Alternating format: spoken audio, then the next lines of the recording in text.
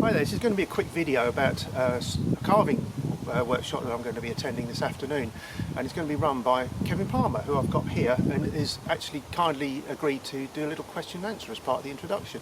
So Kevan, thank you for running a course. It's literally 10 minutes from my home. You're welcome. Much appreciated. Welcome. Yeah, I bet it is. Now, I know a lot of people watching this will probably know who you are if they're into bushcraft or the outdoors, but how would you sort of do your CV in like 30 seconds? I've been working in the bushcraft industry professionally for about 17, 18 years now. I think I first came into it on a professional level sort of 2001, 2002. Worked originally with rival school and then went freelance for a number of companies, then worked full-time for Wooden Ways, and then in the last few years gone back into some working freelance. So again, working just a little bit, So you absolutely, yeah. Yeah. So, how, your current company, as it were, is it Primally, isn't it? It is, yeah. So that's, you do bushcraft on it. Yeah, it's, I suppose rather than company name, it's more lifestyle, I think. In terms of, you know, but yeah, it's a trading name for my bushcraft activities, certainly. But yeah, it's, I suppose it's what you call a portfolio career at the moment. So I'm doing little bits of bushcraft. Other stuff, I'm doing the lacto fermentation workshops, so into that side of it as well. And then also I have trained as a primal health coach. I haven't really so far to sort of doing anything proactively in terms of making money out of that. Yeah, you got in the locker there. Yeah, absolutely, and it's something I'm very interested in, certainly. I think it complements the bushcraft side of things. I think there's a real partnership between the two. Absolutely, yeah, because obviously with bushcraft as well, you've also got just being out in the wood, you know, it's always been described as medicine by some doctors now, isn't it? Yeah, being outdoors in this environment, fresh air, you know, the natural sunlight, sets your body clock, negative ions, there's a whole list of things. Yeah, because I find when I go camping, actually, I can't stay up late. I find as soon as the sun starts going down, that's it, I'm to bed. Yeah, absolutely, me, so I'm saying, I'm, quite often in bed by sort of 9:30, 10 o'clock, it's dark, when I'm home, I'll be up sitting watching TV till 12:30, 1 o'clock in the morning. So it's what we evolved to, the environment we evolved to be in. So just breaking those bits down on the bushcraft bit with your freelancing, what companies are you sort of doing stuff with? Yeah, so I'm doing a few little bits like this under sort of the Primally banner, teaming up with people like Amanda and Jeffrey. But Silverback, quite a few courses up in Lincolnshire with Martin Silverback. So we do our Birch Weekend, we do a medicinal wild plants course, we do training. Oh, yes, you've got your IOL. Got the IOL, So yeah, do a fair bit with him. I'm also doing stuff with Joe O'Leary at Wilderness Survival Skills down in Wiltshire. So a couple of weeks ago I was down there doing the wild food that's weekend. You mentioned you started with so wasn't it? So Joe trained, me, Joe and Jason all work for Ways, Survival School. Yes. And then obviously Jason left to set up Ways, Joe left to set up Wilderness Survival Skills because we all working freelance, we all worked for each other in the early days. So I've known Joe pretty much since day one working at Survival School. And then it's nice to go back and be working for him again, stunning woodland down there in Wiltshire. Yeah, because I've done, I did a foraging day with him down there. Yeah. The amount of stuff we found was incredible. It's great for that, we found loads. We went out full. It's brilliant. And it's a big chunk of woodland, hundreds of acres, so it's great stuff. So the other bit I was going to ask you about was actually on just talking about food is your diet that you follow now. I just wanted to ask you about that. Yeah, so it's sort of variations on paleo, keto. At the moment, it's probably urging more on the side of carnivore. So is it sort of like the Atkins diet? Sort of. I mean, I think for saying that. No, not really. It's the Atkins diet. I think the problem with that is how people interpret it. They ended up eating just sort of processed meat like bacon, sausages and ham and stuff like that. So I think there's a big difference between that. Whereas a lot of people, if they're on the sort of more the keto or carnivore diet, the meat, you want good quality meat, grass-fed meat. You've got a much healthier balance of oils and stuff like that in it. So I've sort of fluctuated, depending on what my mood and that sort of thing, really. But I sort of initially just sort of cut out processed food for the initial thing 4 years ago. Then as time goes on, I've sort of gradually got more and more draconian, I suppose is the word. So cut out all the cereals and grains, and then even cut out sort of the fruits with high sugar content, veg with high carbohydrate content. So it's probably more of a keto diet. And then you know, and now it's not true carnivore because I do have some veg and fruit, but it's quite minimal. Yes. It happened through bushcraft. It happened on a course. So it was on a 7-day test phase at the end of a year-long course that we did for our clients, where they went over the period of a year. They got rid of their modern kit, and replaced it with Stone Age kit. And the culmination of that course was a week in the woods with just Stone Age tools, staying in a primitive shelter they'd made. And the idea was to forage as much food as we could. We anticipated, obviously, the legalities. We wouldn't be able to get any game. You get a few snares and stuff. So we brought some game in. So I lived for a week, and all we ate really was protein and not much and the of seed it. was sown then, I suppose, was it? Yeah, I lost weight, you know, in that week, and felt really good on it. And so never what would looked back. happen then if you and I went back to Skegness where I was born and we had a bag of chips each, and you had a massive carb intake? What would that? You probably feel like no, because I think your body. I think it's once you've adapted, your body still it doesn't forget how to process carbs, so you've still got facility there. Muscle memory type thing. So I mean, I certainly on the odd day when I've had no choice but to eat a lot of carbs, I felt pretty bloated and horrible for a day or two afterwards, and it just suits me then. And also I find you get a more sustained energy levels. You know, quite often you just have one main meal a day really, just in the evenings, and so you've got to worry about lunches and breakfast and all the time it takes to prepare everything. You know, just get on with stuff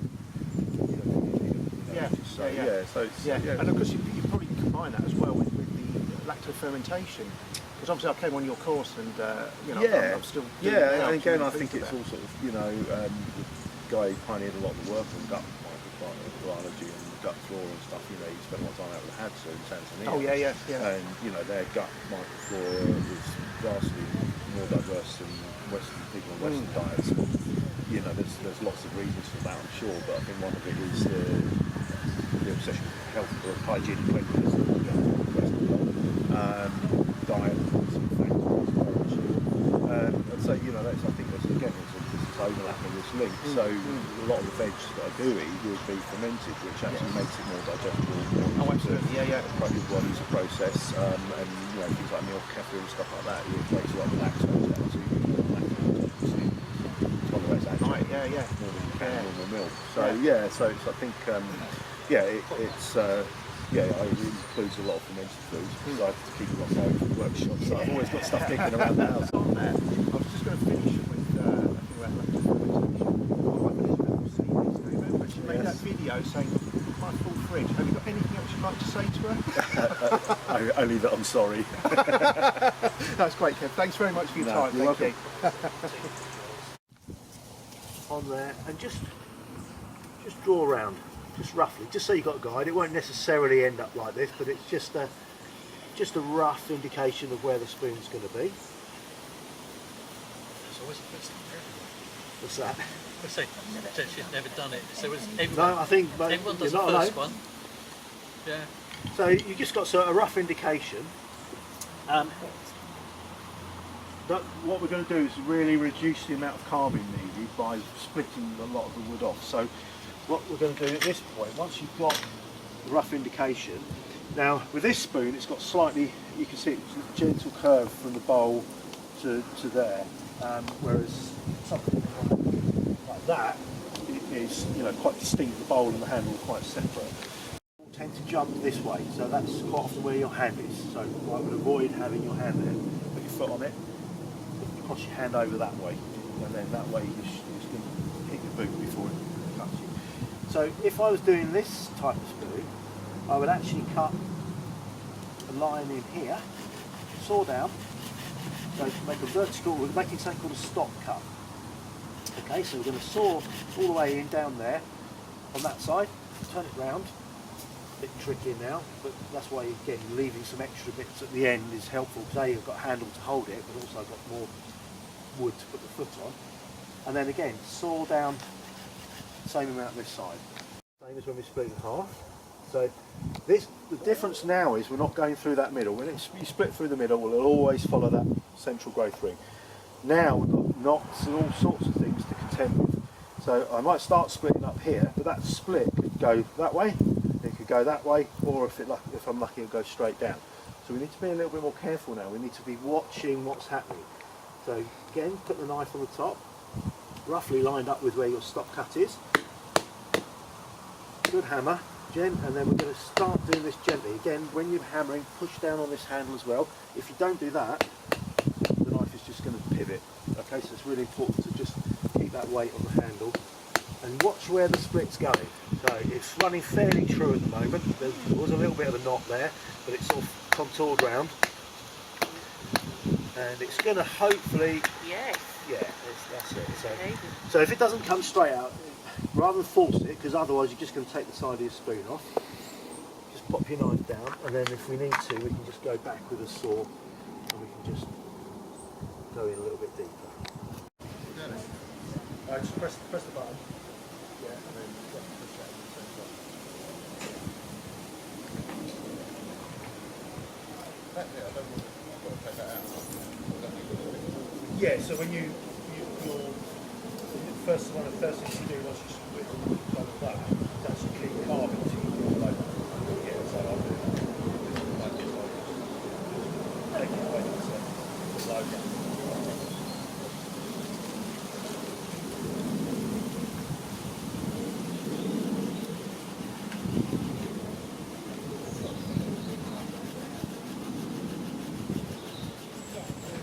So yeah, so it depends.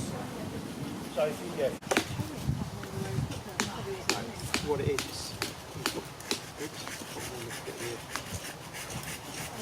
like that. So then when you start splitting the wood down, this bit is the first one, that's your first piece of rubbish wood. So if I do this one, yeah. because these saying as well, we as well, especially do it like this. Awkward. As well. I would just shake this to get it where you want it. Okay, so if you want to do it more around it, do it a little bit. So if you go thin that way, so that's fine. Just be careful. Then you start to hold it there. Well, that's the sycamore so far. I'm quite pleased with that. Got a nice curve to it, very fresh, so it's not hard to carve at all. So hopefully we'll go home with a fairly viable spoon, you know, and then allow it to just dry a little bit at home, maybe do some coal rosing or something like that on it. And I'm blunting Kev's tools and not mine.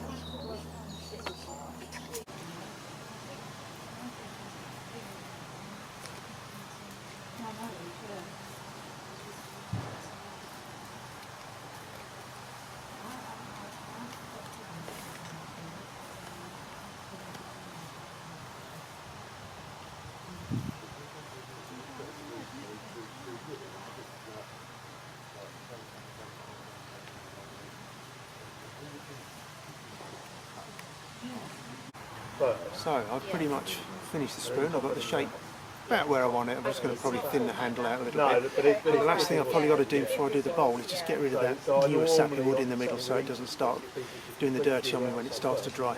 Obviously they've got a tendency to slide until you get the hollow established.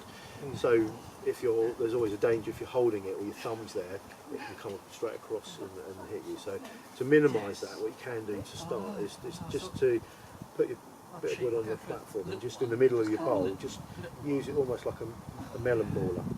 So That's a good description actually. yeah, so you're just sort of twisting it and spinning it round. And it should make a little hollow. And of course, having gone with the grain sort of shaping, now you go across. Yeah, so now now you've got that little depression. What it means is the direction of travel, instead of sliding along, is now in and out. So if your thumb is there or your hand is there, it's more likely to miss it. Ideally, you still want to make sure your hands are well out of the way. And you can actually do this on a platform, which is even safer. But now you want to, it's just nibbling away. So exactly like I said, it's 90 degrees to the grain. Yeah. So if you go with the grain on these, it tears and rips. Yeah.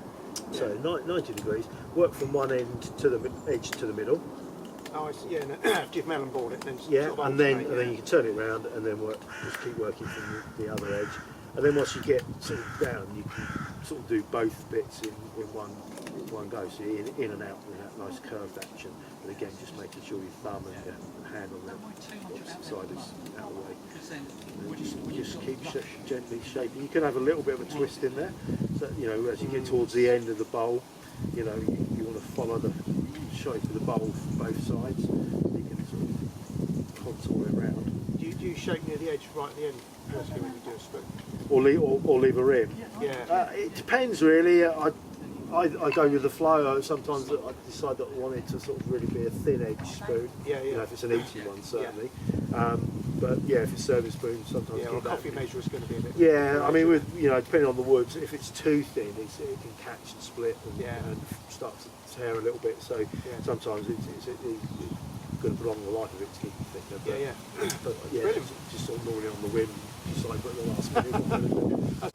So there we are, we're getting there. Bowl's coming, but I've got to be careful because obviously that has gone a little bit thin there, and I'm going to wait till that to dry and just give that a sand. So obviously I'm mindful that joint's going to break, so I might just do a little bit more and then leave that as it is and then probably just sand the rest.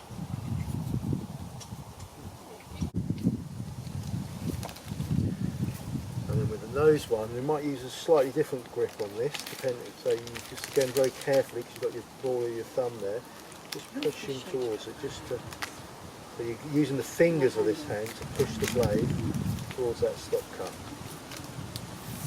The course is just about to wind up. That's the first one I've done, which obviously is going to do some cold roasting and a little bit of embellishments as well.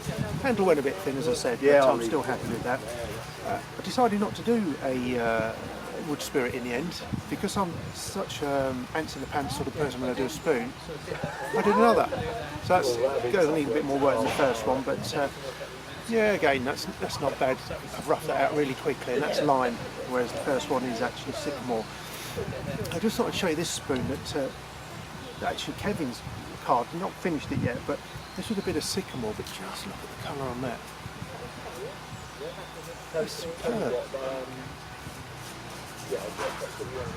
So I look forward if he puts any pictures up on social media with that one to see what it looks like and seeing if that red stays in it. It's actually gorgeous.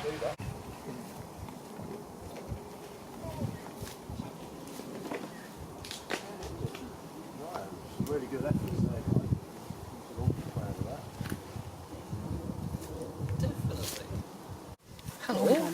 That's some good efforts there. I think so. I think for first attempts, I've seen an awful lot worse. For just a mixed skill group, it's amazing. It's generating enough pictures, so everyone must be. Yeah, everyone's pleased with it.